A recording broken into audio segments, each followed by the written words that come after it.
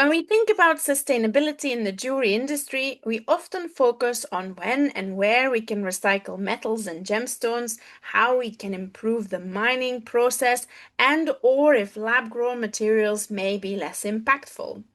There are, however, many other materials. Indigenous communities in Southeast Asia, for example, have been working with bamboo to create expertly crafted pieces that are biodegradable. Bamboo, being strong, lightweight, and a renewable resource, is being researched for its sustainability potential in jewelry pieces in the Indonesia Institute of the Arts in Yogyakarta. For the BAJ podcast today, and to discuss sustainability, the importance of craft and creativity, I'm very excited to welcome the researcher and jewelry lecturer spearheading this research, Dr. Alvi Lufiani. Welcome, Alvi. Thank you, Sophie, for inviting me and for having me.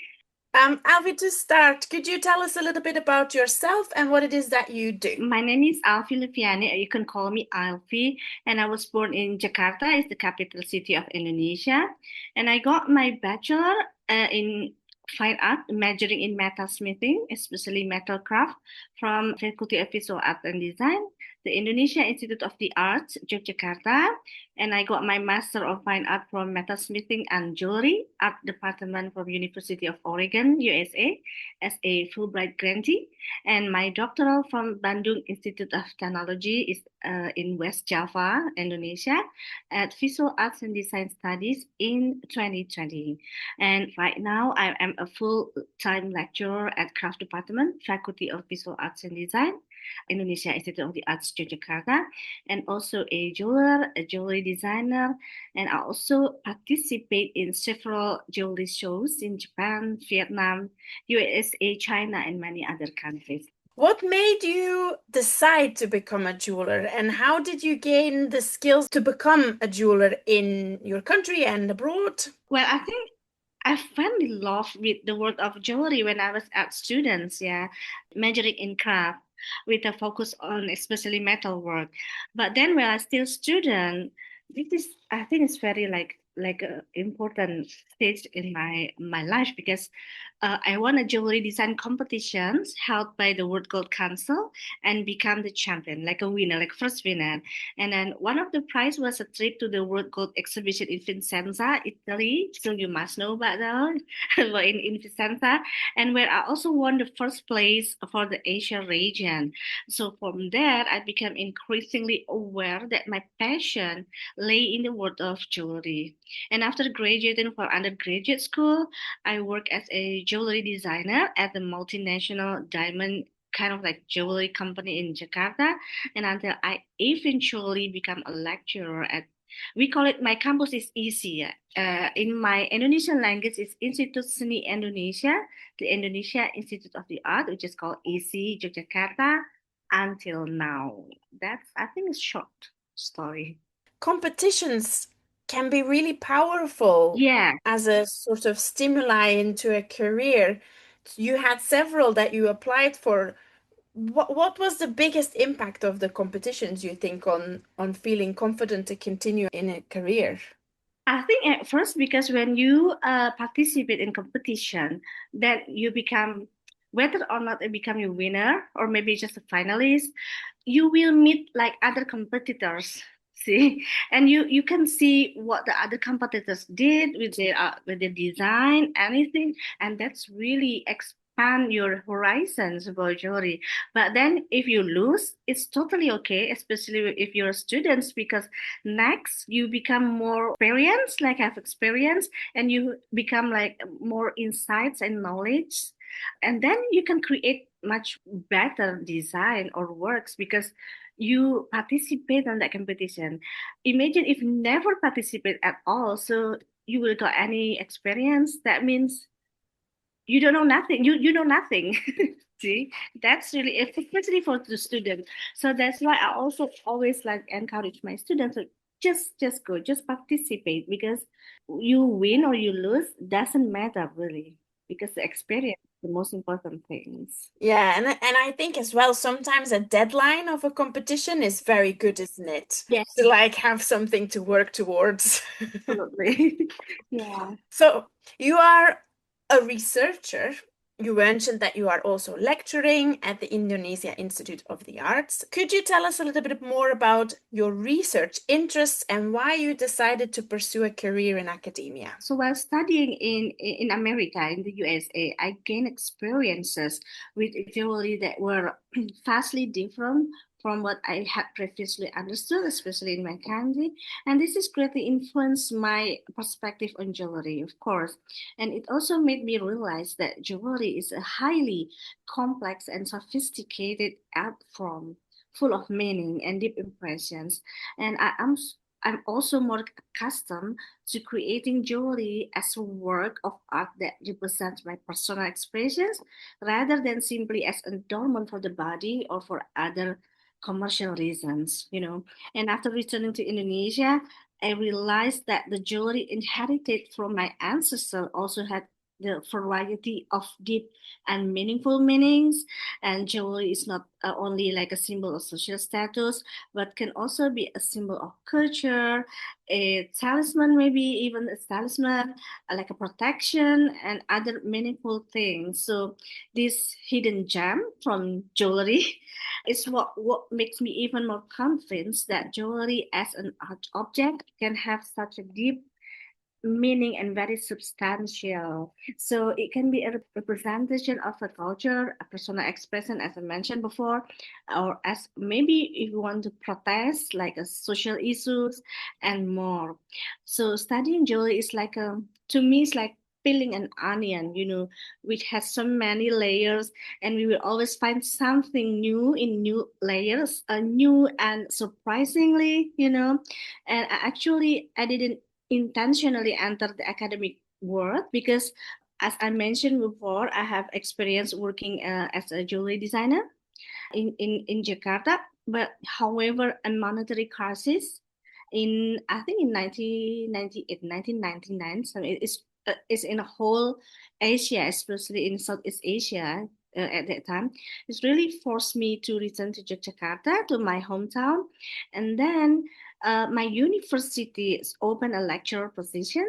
I applied and was accepted, and over time, I fell in love with this profession because like you are also like a professor, like so every year I meet young people with their passions and a youthful spirit, and that's really like contagious. And that new students are always eager to explore like a new things, and this keeps our spirits young, because we also always meet, talk, and then discussion with young people, and that's really motivates us to continuously update our knowledge, to stay abreast of the latest issue in especially in my field of study. I think that's why until now I become a lecturer, like. I feel the same way. You stay very sharp when you have to keep talking and discussing the subject with students. They teach you as much as you teach them, I would say. Sometimes they're very critical and they can criticize you all the time if you're not update, So, so you have to study, study and learn everything. Yeah. So, you have also been writing and researching bamboo as a material for jewelry, the working of which is a traditional practice of indigenous communities in Southeast Asian countries like Thailand, Vietnam, the Philippines, and Indonesia. What was your first experience with bamboo as a material for jewelry? So my first experience with bamboo as a matter when I was accompanying my boyfriend, who is now my husband. So as he researched a bamboo as a material for home decor and furniture. So we visited a bamboo craftsman in Yogyakarta. It's not like the city of Yogyakarta, but it's like a suburb. Because Yogyakarta is really actually the city of art and center. So you can find so many arts and crafts in that Yogyakarta. So the craftsman was highly skilled in working with bamboo. And when I saw the leftover bamboo pieces, like the waste of bamboo, I realized that it could be used as a jewelry because jewelry doesn't really need like a like gigantic, like a huge like scale of bamboo.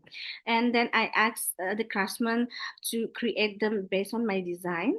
And the result turned out to be very appealing, and I'm really surprised and excited because that's the first experience to create a jewelry from bamboo, and they have never ever have experience before because they always make bamboo for, yeah, as I mentioned, like from home decor or like furniture and anything like that.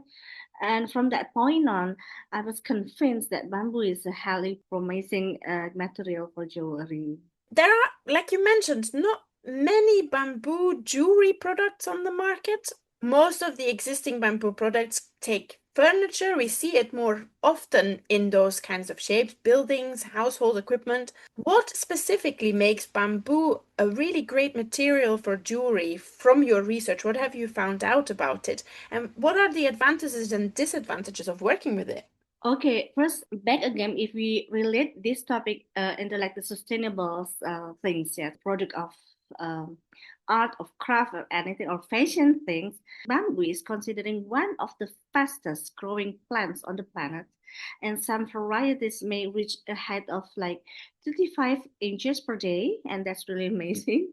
It's just like a magic, and a technically grass rather than a wood. So bamboo is a highly renewable resource that can be used to make a jewelry without having the negative environmental effects of conventional mining or forestry. There are so many issues in mining, especially like a diamond or but bamboo, no. It's very eco-friendly. And then bamboo jewelry is also like a great option for people with sensitive skin. Why? Because but it has sensitive skin, but still want to wear like a stylish accessories because it is naturally hypoallergenic, and it doesn't contain nickel or other like harmful metal allergens that are sometimes found in traditional jewelry, with especially with well, from metal.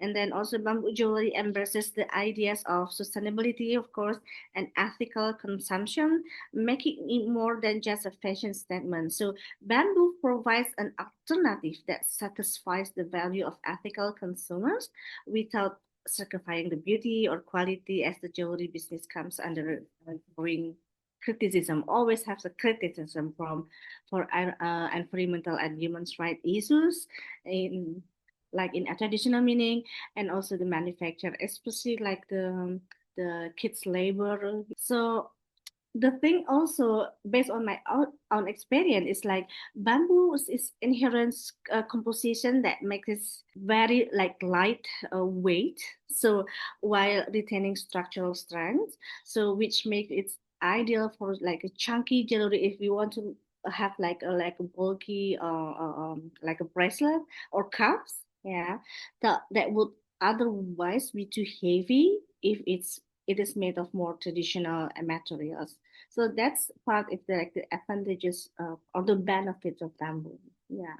But of course, if we have the advantages, we always have the disadvantages. So for the disadvantages, it's like sometimes it's only can be used for a little time before wearing out because it's easy to like going to bed and become useless if no prior care is given. So we really have to take care before. And also like other maybe like other wood materials, bamboo is prone to like scratches, like scratch, and that dams and marks because it is not as rigid as laminate. And also maybe the last thing is like we really have to like concern because a potential exposure to for formaldehyde things, because if you don't do any treatment before, that makes bamboo is bad easily. And do you enjoy working with it? Yeah, if I have to be honest, not really. Because why? Because first, I used to work with metal, of course. Like, and I love silver so much. I love silver. And also, you know that as a jeweler, because like silver, you see like from nothing, it becomes so so beautiful, and it could be so like glowing. It could be so matte as well, but still beautiful for metal. But bamboo, because I don't know if I can tell a bit temperamental, like a temperamental, but it's okay because that's cheap, you know. If you fail, it's okay. It's totally okay. But then when you keep working, of course, it will give you more experience to deal with bamboo.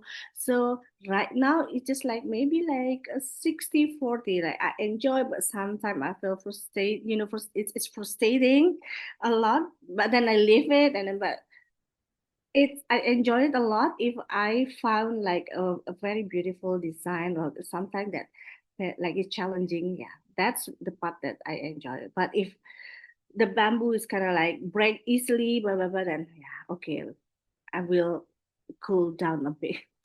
Yeah, in a way, you have to maybe keep the material a bit more in mind when you're thinking about a design, Yeah, because it has an identity, it has what it wants to do. You need to be a little bit more flexible with where you want to take it, I guess. exactly. Can you give us an idea of what bamboo jewelry could look like? Maybe describe two of your favorite pieces. You obviously have some papers published online and people could maybe see some examples there, but if you could describe an example, who made them, what techniques were used, and maybe why they were made as well, or did they have a specific function? The thing that encouraged me to work with bamboo is the in the beginning of COVID pandemic in 2020. So there's like a student, her name is Evelyn. She's like a fashion business student in a college in Indonesia, and she own like a jewelry business, like yes, the small jewelry business enterprise. It's called Bamboo Bling, if I'm not mistaken. And like her work is also shown at the New York Fashion Week in 2020. Yeah, it's a set of necklace and bracelet. Why? Because I think I think it's really interesting because like her reason why she chose bamboo, because she felt sorry to see so much bamboo waste, like being thrown away, and just like almost similar like me, and she was motivated to do something about it. Yeah, and also I think at first it's also a part of her assignment at school, because yeah, the school asks students to make like a project, to create something that is related to the sustainable issue, those kind of things. And then it's yeah, like as I mentioned, like a set of a necklace and like a bracelet. Well, and the method is used was to make a mold, like a molding, like for the bamboo, and the mold was then sized to be cut. It depends, like the size that you want, that you desire. And then the bamboo was then laminated until it's kind of like flat, like flat. And then the flat bamboo was used as a jewelry. And what was interesting is the artistic texture of bamboo that appear when you make it flat. Yeah, it is still appear when it's still like a round like bamboo, but when you make it flat, it just give like audience, make the audience say, is it bamboo or is it wood? That's I think it's the whimsical part, that that's I think what makes me also like really encourage me to work with a bamboo. Yeah, and also what, because she has the similar experience, like the similar reason with me. Yeah, it just happened. There is also like a brooch from bamboo, that plating, like plating, like this, like yeah, like Yeah. this. Pleating, yeah, So yeah. but I think for those kind of technique, we really have to be very careful, especially think about to make it like the edges smoothly, and also always a better idea to combine it with other materials, with metal as well. But I'm still thinking how to make it like a whole set from bamboo. But yeah, let's do it. Okay. Sustainability is something that you discuss and also tackle in your research. We are aware of the consequences of not thinking about, how we are more sustainable in the future. And in one of your most recent papers, you state the synergy between the principles of sustainability, preservation of local culture, and environmentally friendly materials is an important foundation in creating a jewelry industry that is not only visually artistic, but also environmentally sound and socially valuable. Could you expand a little bit on this? Okay, so in my opinion, to keep the issue of sustainability in the production of like a object of jewelry, in this case, like a bamboo jewelry, the principle of sustainability, such a people, like 3P, like a people, planet, and prosperity, must be applied. So the preservation of like a local culture or local wisdom or the indigenous knowledge, which can be linked to the strengthening of local artisan skills, will have mutually beneficial social and economic impacts between the jewelry industry, like let's say like the bamboo, and the local community. So that not only do the artisans or the craftsmen become accustomed to creating artistic bamboo, bamboo jewelry that sell well in the market. Because why? Because they have a lot of improvement, they're much better quality and distinctive, maybe. But they also maintain the aspect of sustainability. It's really like a link to each other. When the local artisan or local craftsman feel that they gain a lot of advantages for making, and then they can sell that product with a very good result. That means, I think, it's like they can really preserving or maintain the local wisdom they have, because they know if they keep this, that means they also keep the original things, that maybe other part of the world they don't have it. So this product become really special and unique because you cannot find it in other part of the world. The local aspect is makes it more, valuable. It's very valuable because it's rare, it's unique, it's distinctive. Yeah. Producing things with what you have, where you are, with the skills and the people that are part of that community is, I think, a beautiful endeavor. And in addition, the pieces are biodegradable. So, yeah, even though you will probably care for them and they are craft pieces, if they were to no longer be necessary, they are, biodegradable. They won't leave a mark on the planet. Yeah, Much better than, for example, plastic, which is, of course, totally. increasingly used for fashion, jewelry, etc. Yeah, and you don't feel guilty, as a human being. You don't do like a bad things in the world where you live. Yeah, I wonder, is bamboo a good material you think for model making as well? Because that's often something that's quite challenging to look for, to feel like it's not, because a model is always redundant after a while. Yeah, I think so. I think that is a good idea. I'm gonna try it. Thinking about sustainability in the industry, are there any changes you would like to see materialized in the near future so we have a more sustainable industry? I think the changes may be needed in terms of socialization and education for the wider community. Okay, so that they gain a deeper understanding of environmentally friendly fashion items. Yeah, it's like, yeah, well, because we're talking about jewelry, is, yeah, the fashion item that I mean here is jewelry. So when the community becomes more aware, so they will be more interested in wearing those items, and they will feel confidence, because why? They become like an agent, like a agent, like a agent, as to keep the environment, better, not make it getting worse, but instead of getting worse, make it getting better, and which will certainly make the sustainable industry more developed and flourish. Why? Because they know the market. I mean, they have the market.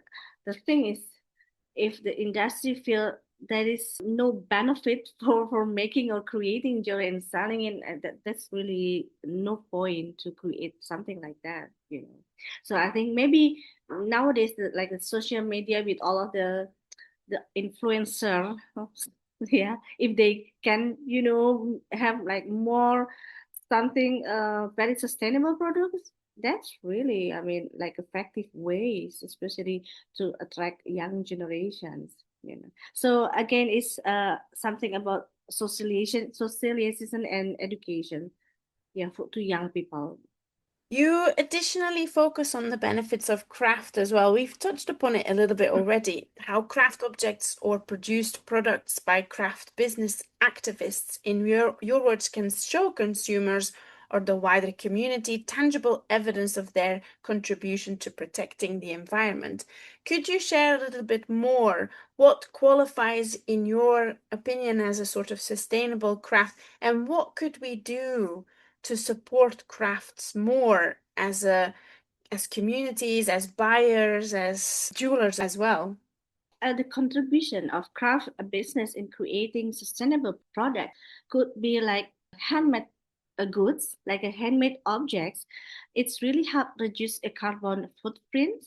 Why? Because they are produced on a small scale, and that means use less energy than the like large factories and manufacture, and that produce goods on a mass scale, because it's mass, of course, is different with you make it, something small. And then this means that fewer greenhouse gases will pollute the environment. So I don't know if I can say less is more. I don't know, in this case.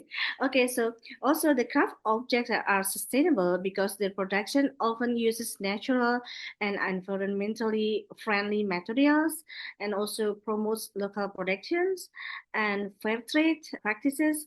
And that means also, as I mentioned, because it reduces waste, is less waste, and supports the livelihoods of artisans and communities.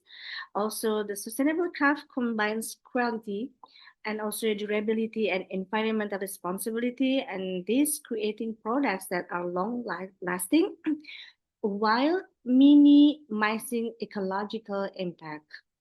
We can continue, of course, to support craft products by purchasing from small and medium size business or size enterprise that apply sustainable principles in their manufacturing processes. And we can, because I think we can see it from, for instance, its website. Yeah, we can see how they produce the works and how they produce their products. And also currently with the help, I think with the help of really the social media, we can continue to make these products go, what we can say now, like a go viral.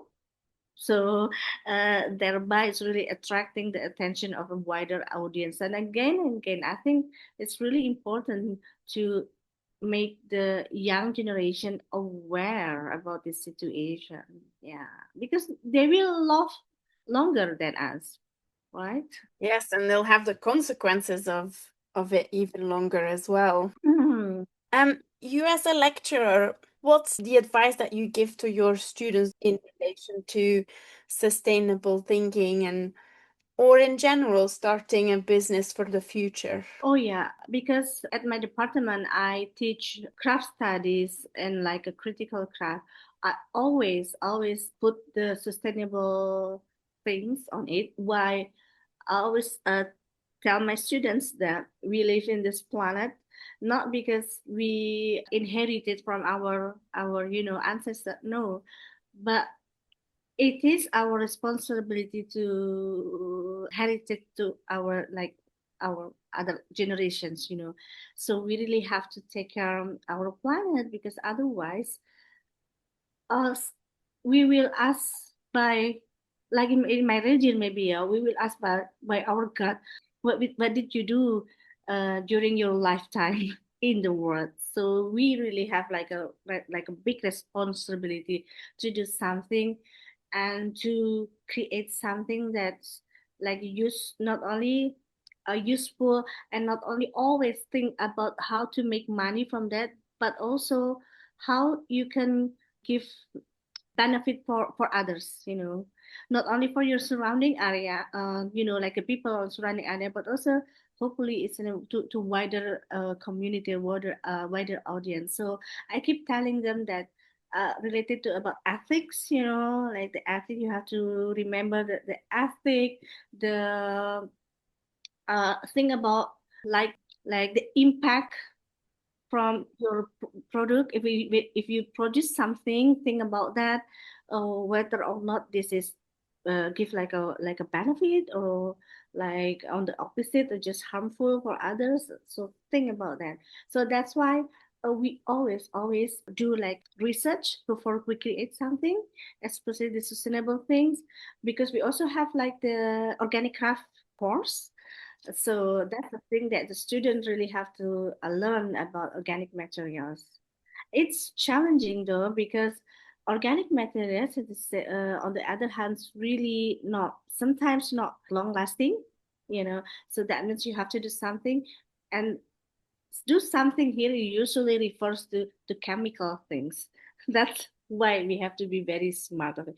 And in order to be smart, and we have to learn. That's the thing. I want to add with sustainability, and in my own teaching, I often talk about value, how we Mhm. like you said, it's not just about valuing your family and valuing your immediate community, but and people in general, but it's valuing everything, Mhm. valuing also non-human entities, valuing the planet as a whole. We live in a world where we luckily have a lot of values around people more. There's still work to be done, but there are sort of more laws around people, but not maybe sufficient about protecting non-human parts. And that's something I think is quite interesting to think about, maybe in the future that will change. Yeah, but because we share, we live on this planet with other creatures, and we have to respect, because they also have like a right to live on this planet. So we Yes. cannot be really selfish. Yeah. Yeah. Alfie, is there anything you are currently working on that we could look forward to reading, seeing, discovering from you in the future? Well, when you become like a lecturer, we also have to do like administration things, right? I know it's not fun, but we have to, because it's part of our responsibility. So I think currently I'm not like involved in any projects related to the production of eco-friendly jewelry, like very intense, and not right now, like such a bamboo jewelry, for instance. But however, I am conducting a research on the crafting history of a contemporary jewelry. How to say?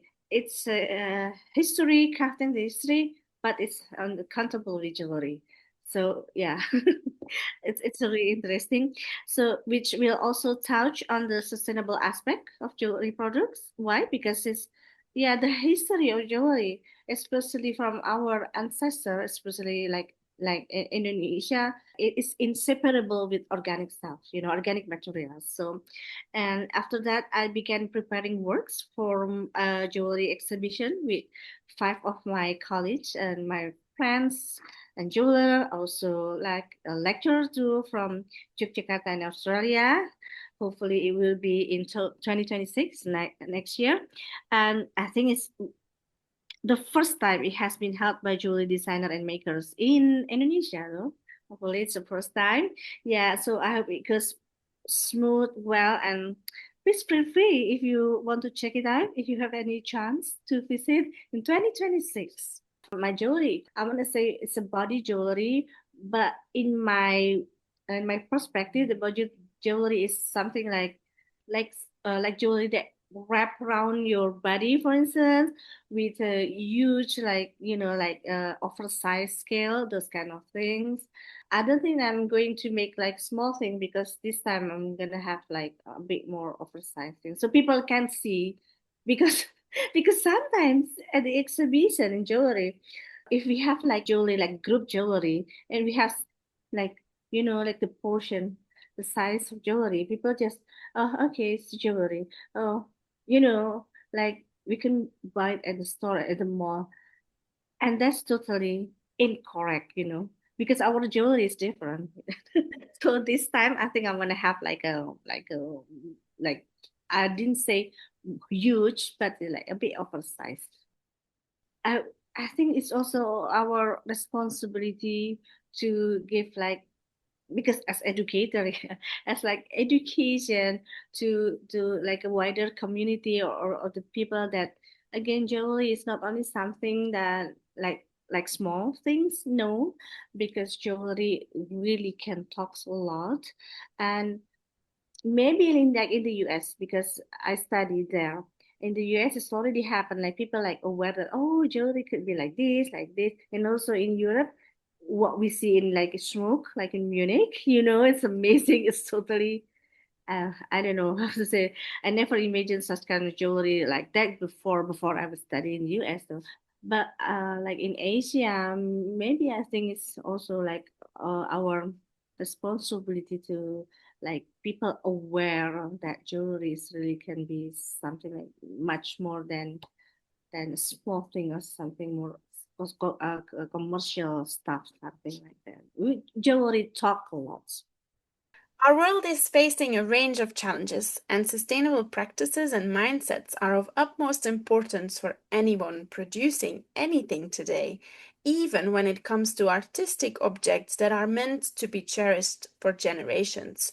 Maybe we could also consider introducing and valuing other materials with better sustainability credentials. Bamboo, a renewable and biodegradable material, is being investigated for its sustainability opportunities when applied to jewelry design. Dr. Alvi Lufiani's research not only highlights the potential of bamboo as a jewelry material, but also underscores the importance of preserving and learning from indigenous craft practices. Alvi, your work is a powerful reminder that sustainability is not just about materials, it can be about people and practice too. So, thank you very much for sharing your insights, your journey, your passion for sustainable craft, and your time today. We are very grateful for all that you do. My pleasure, Sophie. Thank you for having me once again.